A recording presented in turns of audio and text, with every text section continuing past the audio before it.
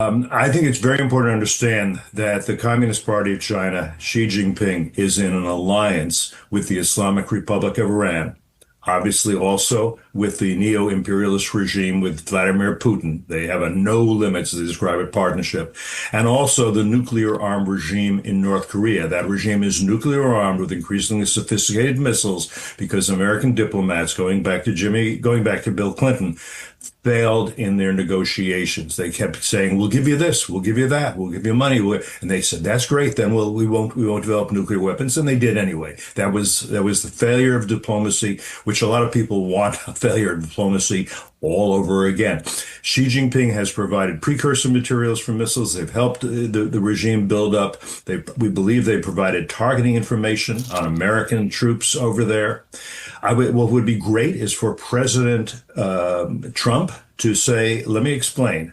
We are going to take the Strait of Hormuz and enforce basic international law, freedom of navigation there. No country is going to take that over as their property. Iran is not going to do that. And once we have that, you can be sure that all the oil and gas you need from that region will go freely through that strait because we're protecting it. That we can guarantee you, as long as you and I have good relations, and I'm sure we're going to." Cliff, how do you see this in terms of it being a victory for the United States and President Trump coming out of this meeting? In other words, what are the goalposts shifting? What exactly needs to happen for him to come back to America and say, "Yeah, mission accomplished. We did what we needed to do over there"?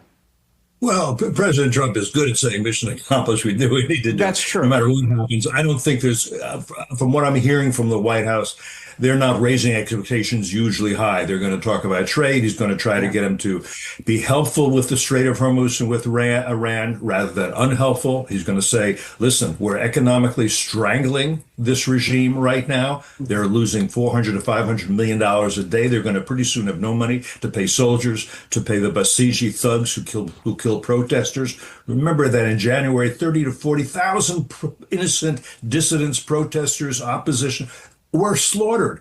That's a huge number. People don't have that through their head. So I think he's going to say, we're going to strangle this regime. I'm going to go back to hitting this regime in military infrastructure, but maybe personnel. I think I can get down to a level of people who are not so true believers, who are more agnostic. So I'd like you to help me on this. And if so, it'll be in your interest. If not, well, then we have a problem.